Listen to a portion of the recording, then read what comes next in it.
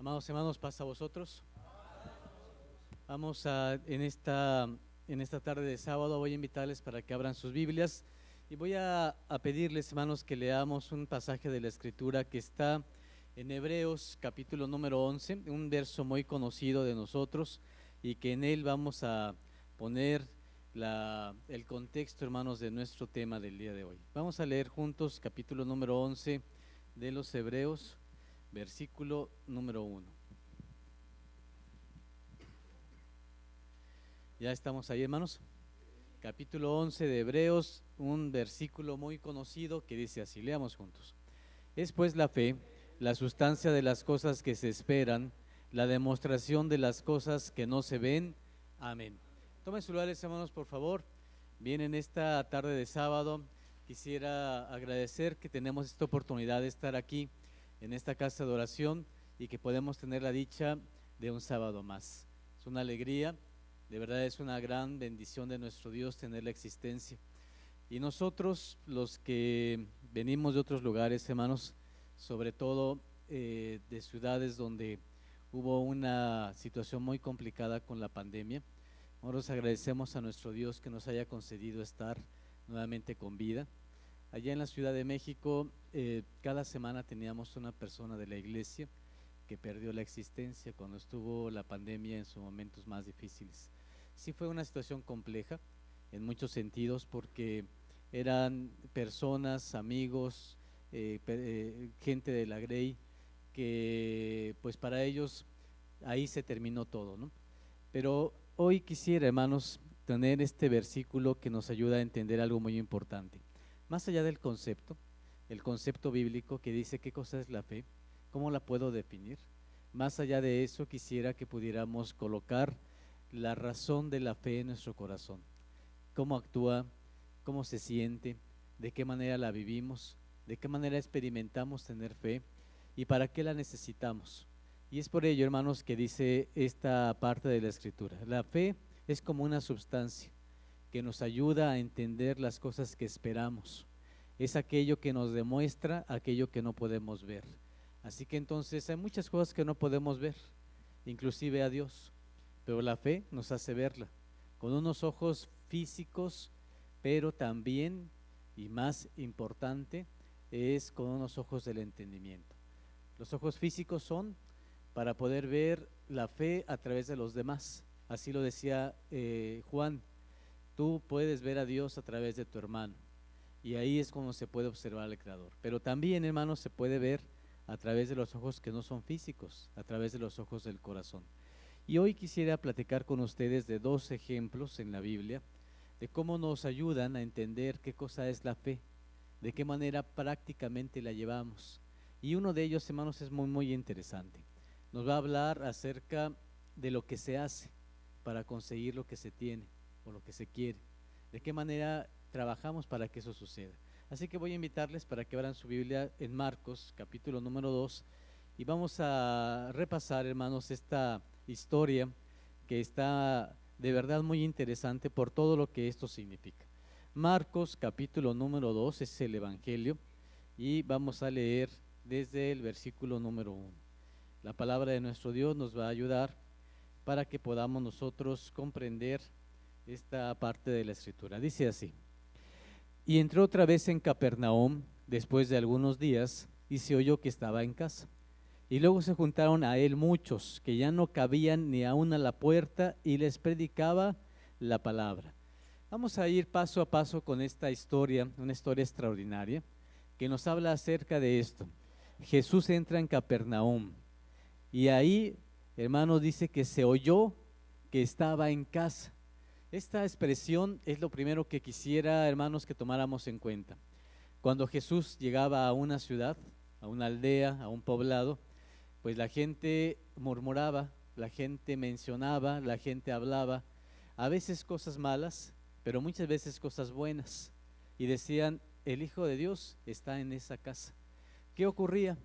La gente, pues hermanos, se acercaba a ese hogar y quería constatar y escuchar qué cosa les podía decir el Hijo de Dios. ¿Qué ocurrió aquí? Tanta era la gente que ya no cabía en la casa. y entonces había gente dentro de la casa y gente fuera ya, porque había mucha gente en este momento. Vamos a ver, versículo número 2 decía: y luego se juntaron a él muchos que ya no cabían ni aún a la puerta, y les predicaba la palabra. Qué emoción, hermanos, debe haber sido el poder escuchar a Jesús directamente, predicar, hablar de la palabra de nuestro Dios. Dice la misma escritura que él hablaba como alguien que tiene autoridad. Lo hablaba con el mensaje de salvación, con una manera de expresar la importancia de la vida, la importancia de esta palabra de Dios. Y era tanta la gente, tanto la necesidad de escuchar, que dice aquí claramente, ni siquiera en la puerta, ya era demasiada la gente que estaba ahí. Pero ocurre algo, y ese es nuestro tema. Vamos a hacer todo lo que es posible para alcanzar lo imposible, pero lo vamos a ver de una manera práctica. ¿Cómo se logra hacer algo que parece muy complicado, pero que nos va a ayudar a alcanzar lo imposible? Vean lo que dice el versículo número 3. Entonces vinieron a él unos trayendo un paralítico que era traído por 4, y como no podían llegar a él a causa del gentío, descubrieron el techo de donde estaba, y haciendo abertura bajaron el lecho en que yacía el paralítico. Esto, hermanos, es la parte que de verdad, al leerla, nosotros podemos constatar qué grandeza de nuestro Dios, poniendo en el ser humano la capacidad de decisión, la capacidad de tomar alternativas. Cuando una puerta se me cierra, ¿qué hacemos, hermanos? Buscamos que otra más se abra, ¿o no es así? Si hago y digo, toco una puerta y esa puerta no me abren, ¿qué busco? Pues otra alternativa, ¿o no, hermanos? Y esa es la fe. La fe es abrir todo aquello que yo necesite abrir, y si se cierra una puerta, ¿qué voy a hacer? Voy a buscar que se abra otra. ¿Qué ocurre en esta historia? Primero, una situación muy, muy importante a mencionar. Es un paralítico. El paralítico obviamente no puede caminar. Y entonces tiene amigos, 4 amigos que lo llevan. Y hermanos, esta relación de amistad es la que lo hacen decir, te vamos a llevar a ver a Jesús. Qué maravilla, ¿no, hermanos? De amistad. Yo quisiera tener siempre amigos de este tipo, que me dijeran, oye, yo no, te voy a ayudar, yo te llevo. Y hermanos, entre 4, así dice la Biblia, me imagino entonces una camilla, especie de camilla, en la que está uno de cada uno de los lados. La fe de ellos era muy importante. La fe del paralítico, muy importante, porque se tienen que conjugar las cosas. No solamente es el hecho de uno, sino es el hecho de varios. Y hermanos, yo me imagino, hermanos, en este versículo, llevando a Jesús, llevando al paralítico hacia Jesús, y hermanos, los amigos con la emoción de decir, vamos a ayudarle para que nuestro amigo se sane, porque hemos escuchado que este es el Hijo de Dios y puede hacer cualquier cosa. Y hermanos, primer obstáculo, ¿cuál es? Llegan y la casa, ¿cómo está? Completamente llena, saturada, no hay forma de llegar. Hermanos, hay amigos que cuando ven esto, le dicen al otro, pues hicimos lo posible, nos vamos a dar la vuelta y nos vamos. ¿O no es así, hermanos? Tú ya viste que hicimos lo posible. Otros pudieran haber hecho, bueno, pues te dejamos aquí afuera, si él cuando Jesús salga, pues te ve, pues a lo mejor haga algo por ti. Y hermanos, qué maravilla tener amigos de este estilo.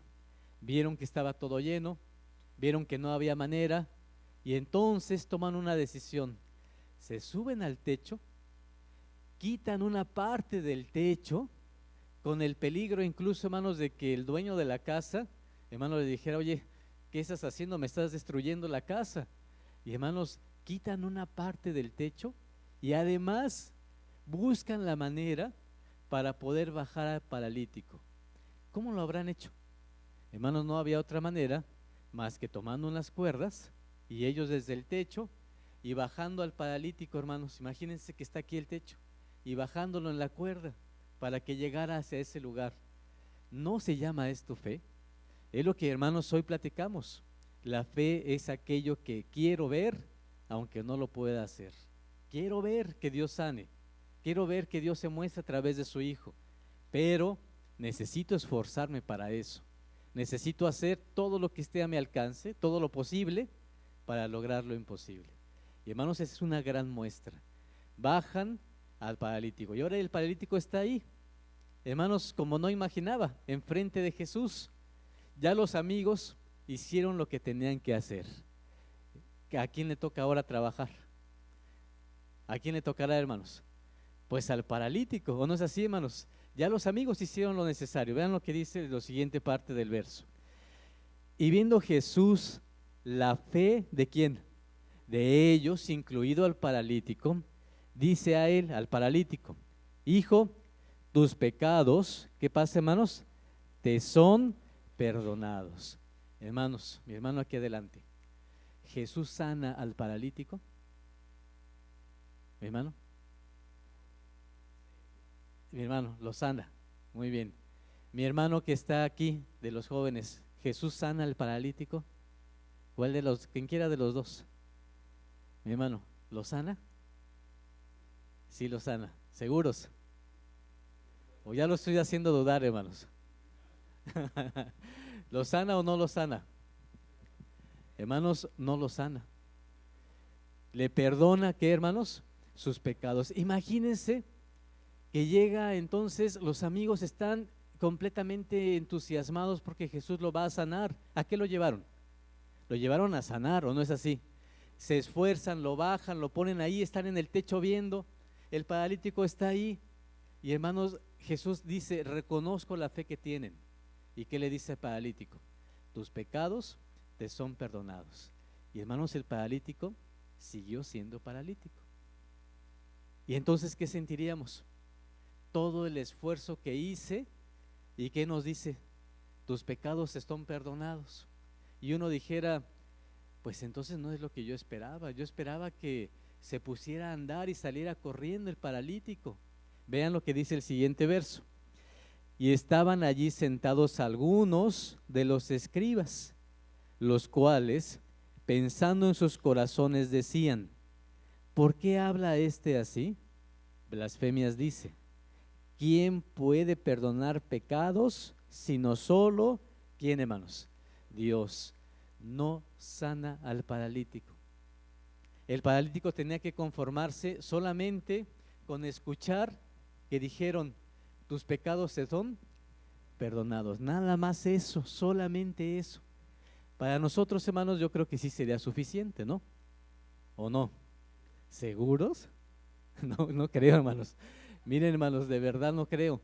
Si alguien hiciera el esfuerzo por llegar paralítico y que nos dijeran: tus pecados son perdonados, de verdad agradeceríamos a Dios, pero le dijéramos: ¿puedes hacer algo más? Pensaríamos, ¿no, hermanos? Y este paralítico se quedó ahí, no dijo más, hermanos, dijo: está bien, aquí estoy. Pero hubo personas, eran los fariseos, que, hermanos, comenzaron a decir entre ellos: ¿y por qué habla estas palabras? Es una blasfemia. Solamente Dios puede perdonar, ¿qué cosa? Los pecados. Mi hermano, ¿es una blasfemia o no? ¿Jesús podía perdonar pecados? ¿Seguro? ¿Sí? Me dijo, hermano, dice el hermano que sí. A ver, ahora mi hermano, aquí adelante. Ni modo, te tocó la pregunta. Hermano, ¿Jesús podía perdonar pecados? ¿Sí podía? ¿Qué opinan ustedes, hermanos? ¿Que podía o no podía? ¿Tenía la autoridad o no? Sí la tenía, hermanos. ¿Quién se le había dado? Él no hacía nada que fuera por sí mismo. Y entonces la autoridad del Padre la tenía. Sí lo podía hacer. Ahí estamos muy bien. El punto es, no me es suficiente.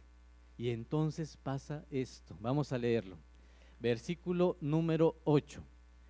Y conociendo luego Jesús en su espíritu, que pensaban así dentro de sí mismos, les dijo: ¿por qué pensáis estas cosas en vuestros corazones? ¿Qué es más fácil, decir al paralítico: tus pecados te son perdonados? ¿O decirle: levántate, toma tu lecho y anda? Hermanos, Jesús se enfrenta a los fariseos. Y además el fariseo habló muy quedito. Es más, la mitad de lo que pensaron solo fue en la mente. ¿O no es así? Muy bien. Y esto Jesús se les queda viendo y les dice, yo sé lo que están pensando. Y quiero decirles, ¿qué creen que es más fácil? ¿Qué es más difícil o qué es más fácil? ¿Decirle tus pecados te son perdonados o levántate y anda? ¿Qué será más fácil? Tus pecados se son perdonados, eso es lo que parece más fácil.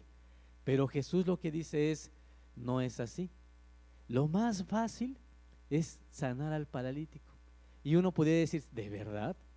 ¿Puedo hacer esto? ¿Puede Jesús hacer esto? Y aquí es donde, hermanos, interviene una maravilla. Por eso esta historia es tan extraordinaria. Vemos a gente que no cree, a gente que cree que es capaz de ayudar a su amigo y lo sube por el techo. El paralítico que le dicen tus pecados se son perdonados y que se conforma con eso, no le reclama al Hijo de Dios. Y después de estos pensamientos, entonces Jesús dice esto, versículo número 10. Pues para que sepáis que el Hijo del Hombre tiene potestad en la tierra de perdonar los pecados, dice al paralítico, a ti te digo, levántate y toma tu lecho y vete a tu casa. Entonces él se levantó luego y tomando su lecho se salió delante de todos, de manera que todos se asombraron y glorificaron a Dios diciendo, nunca tal hemos visto. Y volvió a salir a la mar y toda la gente venía a él y los enseñaba. ¿Alguna vez han visto esto, hermanos? ¿Algún paralítico lo han visto? ¿Un paralítico de verdad lo han visto caminar? Hermanos, esto ocurrió con Jesús. Y hermanos, Jesús le dice a los fariseos, miren, para que vean que lo más importante es perdonar los pecados cuando se tiene fe, les voy a enseñar que lo demás es más fácil. ¿Qué le dice al paralítico? Toma tu lecho, levántate y hermanos, vete a tu casa. Qué maravilla de historia. Si yo hubiera sido el paralítico, ¿cómo me hubiera sentido, hermanos? Extremadamente feliz, ¿o no es así? Imagínense, nunca haber caminado y tener la oportunidad de en ese momento tomar mi propio lecho y salir caminando del lugar. Qué maravilla, hermanos, y qué manera de encontrarlo. ¿Cómo se logró? Se logró por la fe de estas personas, por la fe de los amigos, por la fe del paralítico, por la circunstancia que se da, y hermanos, la manera en la cual nuestro Dios se manifiesta a través de su Hijo y le muestra este camino, un camino, hermanos, de maravilla. ¿Cómo se llama esto? Se le llama tener fe. Muy bien, hermanos, pregunta entonces, ¿tienen fe ustedes? No me respondieron, hermanos. Yo creo que no tenemos tanta. Hermanos, ¿ustedes tienen fe? ¿Seguros? ¿Le podrían decir a Jesús que hiciera algo por ustedes? Si Él estuviera aquí presente, ¿le pudieran decir eso, hermanos? Si alguien estuviera con una enfermedad, tuviese COVID, tuviese una enfermedad visual, tuviera un cáncer, ¿se lo pudieran pedir a Jesús? ¿Sí o no, hermanos? ¿Cuál sería la respuesta de Jesús? Tus pecados, ¿qué pasa, hermanos? Te son perdonados. ¿Estarían dispuestos a recibir esa respuesta? Pues, hermanos, tendríamos que aceptarla, ¿verdad? Pero ¿qué pasaría si nos sanara y nos dijera, por la fe que tienes, te voy a dar la oportunidad de que sanes? Hermanos, saldríamos de esta iglesia verdaderamente contentos. Seguro que le dijéramos a los primos, a los hermanos que no vienen a la iglesia, ¿qué les diríamos? Que aquí está el Hijo de Dios, ¿o no es así, hermanos? Bueno, hermanos, ¿qué dice Jesús? ¿Qué es más fácil? ¿Perdonar los pecados o levantar a un paralítico? ¿Qué decía Jesús? Lo más fácil es levantar al paralítico, pero lo más difícil, ¿qué es? Perdonar los pecados. Hermanos, a través de Jesús, Dios nos ha perdonado los pecados por fe. ¿O no es así, hermanos? Entonces, ¿qué deberíamos hacer? ¿Qué deberíamos hacer, hermanos? La verdad, salir corriendo de este lugar, ¿o no es así, hermanos? Y decirle a todo el mundo, ¿qué cosa? Por la fe que tengo, Dios a través de su Hijo me ha perdonado y me ha salvado y me ha dado la oportunidad que no tenía yo antes. Entonces, hermanos, ¿qué significa? Que ya deberíamos, ni siquiera debería de terminar la predicación. Deberíamos de levantarnos ahorita y decir, hermano, me falta algo por hacer, me voy a trabajar lo que me falta porque hay muchos a quienes les tengo que decir esto. Hermanos, qué maravilla de historia. Nos da la oportunidad de constatar qué cosa es la fe. Vamos a la segunda historia. Voy a platicar con ustedes Marcos capítulo número 5, que dice de la siguiente manera. Capítulo número 5 de Marcos. Vamos a leer en el versículo número 21. Capítulo 5 de Marcos, versículo número 21. ¿Estamos ahí, hermanos? Muy bien. La palabra de nuestro Dios, que siempre nos da la oportunidad de encontrar un consejo, nos dice así. Segunda historia. Dice la Biblia: y pasando otra vez Jesús en un barco a la otra parte, se juntó a él gran compañía, y estaba junto a la mar. Y vino uno de los príncipes de la sinagoga, llamado Jairo, y luego que le vio, se postró a sus pies, y le rogaba mucho, diciendo: mi hija está a la muerte, ven y pondrás las manos sobre ella para que sea salva y vivirá. Y fue con él, y le seguían gran compañía. ¿Y qué más, hermanos? Y le apretaban. ¿Quién llama a Jesús? Un hombre que se llamaba, ¿de qué manera? Jairo. Este hombre era príncipe de la sinagoga. Mi hermano de azul, que me platicó en la mañana, ¿cuál es su nombre, hermano? Arriaga. Muy bien, mi hermano Arriaga. ¿Qué significa príncipe de la sinagoga? ¿Qué era él? Un fariseo. ¿Qué más, hermanos? Era un maestro de la ley. Y cuando dice príncipe, es que de los que estaban entre los fariseos, el que era principal, exactamente, el que era líder, se le llamaba príncipe. Y entonces él tenía una hija, y esta hija estaba casi para morir. ¿Qué le dice a Jesús? Acompáñame, creo en ti y quiero que me ayudes a salvarla. Jesús, ¿qué le dice? Está bien, voy contigo, y va con él. Pero en la multitud pasa lo siguiente, versículo número 25. Y una mujer que estaba con flujo de sangre 12 años hacía, y había sufrido mucho de muchos médicos, y había gastado todo lo que tenía y nada había aprovechado, antes le iba peor, como oyó hablar de Jesús, llegó por detrás de entre la compañía y tocó su vestido, porque decía: si tocare tan solamente su vestido, seré salva. Y luego la fuente de su sangre se secó, y sintió en el cuerpo que estaba sana de aquel azote. Y luego Jesús, conociendo en sí mismo la virtud que había salido de él, volvióse a la compañía y dijo: ¿quién ha tocado mis vestidos? Y le dijeron los discípulos: ¿ves que la multitud te aprieta y dices: ¿quién me ha tocado? Y él miraba alrededor para ver a quién había hecho esto. Entonces la mujer, temiendo y temblando, sabiendo lo que en sí había sido hecho, vino y se postró delante de él y le dijo toda la verdad. Y él le dijo: hija, ¿qué le respondió, hermanos? Tu fe te ha hecho salva, ve en paz y queda sana de tu azote. ¿Qué cosa puede hacer, hermanos, la fe? De una manera práctica, hermanos, tenía esta mujer 12 años enferma, no se podía sanar. ¿Saben lo que significaba para ella?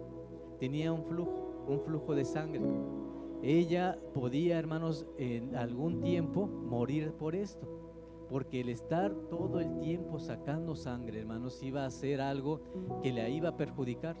Era tan grave que había gastado todo su dinero en los médicos y nunca había tenido un beneficio. Y, hermanos, pero pensó: si viene Jesús y tan solamente puedo tocar el borde de su vestido, ¿qué me va a pasar? Voy a ser sana.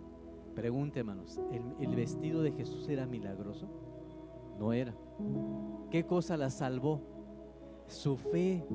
Cuando, hermanos, toca el vestido, Jesús dice: ¿quién me tocó?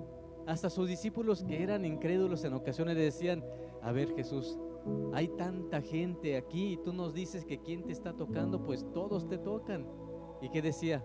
No, es que alguien me tocó de una manera diferente. Y, hermanos, ella lo dice la verdad. Y hermanos, hay una expresión magnífica: tu fe te ha salvado. Hermanos, quiero invitarles para que podamos aprovechar nuestras vidas.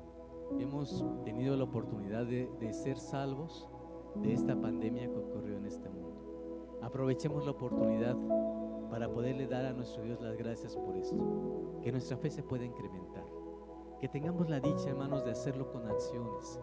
No se trata nada más de decir tengo fe, se trata de hacer cosas para que se muestre que tenemos fe. Y hermanos, no es fácil, porque creemos en un Jesús que no hemos visto. No es fácil para los jóvenes, porque les pedimos que crean en un Dios que no han visto. No es fácil para los jóvenes porque el mundo les va a invitar a muchas otras cosas y ahora los invitamos para que vengan aquí a la iglesia. No es fácil para la gente adulta porque tiene que luchar con la esposa en la casa, la esposa con el esposo. No me digan que es fácil la vida, hermanos, porque nos peleamos en alguna ocasión. Y hermanos, pasa en la casa. El hijo se pelea con la esposa, con la mamá, con el papá. Hermanos, es un problema. Siempre ocurre. Problemas en el trabajo, problemas en la misma casa, como decíamos, con la suegra exactamente. Y decimos, por supuesto que pasa. Y en toda esa vida decimos, ¿cómo puedo tener fe con tanto problema? Y hermanos, ahí está nuestro reto. El reto de venir a la iglesia, de invitar a la gente, de invitar a nuestros hijos, de que el hijo, el joven, no se vaya de la iglesia, que el que es niño pueda aprender desde pequeño la palabra de nuestro Dios y pueda crecer con ella, y podamos nosotros resolver también nuestros problemas. También son problemas de fe, y se necesita tener fe para tocar el borde del vestido de nuestro Señor Jesucristo. Y eso se hace, hermanos, a través de nuestras acciones. Voy a leer 2 pasajes finales, hermanos, para poder terminar en esta plática. Y van a ser los siguientes. Juan, vamos a leer el capítulo número 6 de Juan, que dice así.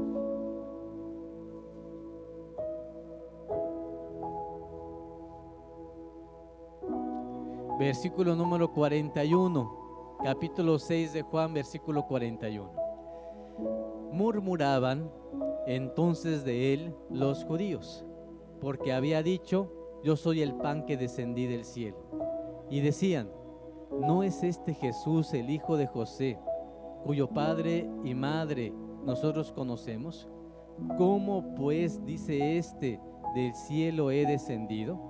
Y Jesús respondió y díjoles, no murmuréis entre vosotros, ninguno puede venir a mí si el Padre que me envió, ¿qué dice, hermanos?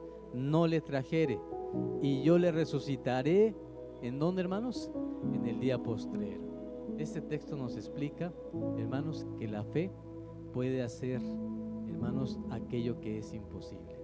¿Saben quién los trajo a este lugar? ¿Quién hizo que estuvieran sentados hoy en esta banca? No es un hermano que los invitó. No solamente es Él, dice la Biblia, Dios ha movido el corazón de ustedes, Él es el que los ha traído para que estén sentados aquí, nadie más. Qué maravilla, hermanos, qué privilegio es poder saber que el mismo Dios es el que nos trajo aquí. Jesús lo dijo, nadie puede llegar a mí si no lo hace y porque si no lo quiere el Padre. Tiene que ser a través del Padre. Así que, hermanos, tenemos una situación a veces complicada, pero sí agradecidos. Los jóvenes que veo en la parte de atrás, hermanos jóvenes, están aquí porque Dios los ha traído aquí.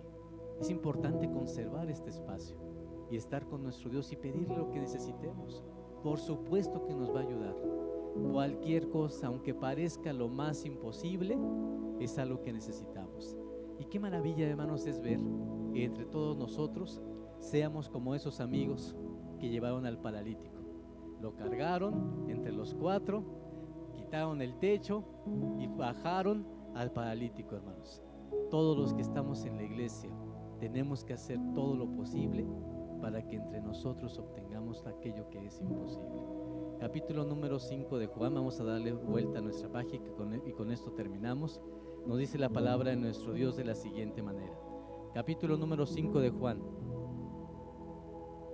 Dice así, versículo número 22. Porque el Padre a nadie juzga, mas todo el juicio lo dio al Hijo, para que todos honren al Hijo como honran al Padre. El que no honra al Hijo, no honra al Padre que le envió. De cierto os digo, el que oye mi palabra y cree al que me ha enviado, ¿qué le va a ocurrir, hermanos? Tiene vida eterna y no vendrá a condenación, mas pasó de muerte a vida. Hermanos, esto es lo que yo quiero decirles el día de hoy. Vivir para siempre es algo imposible.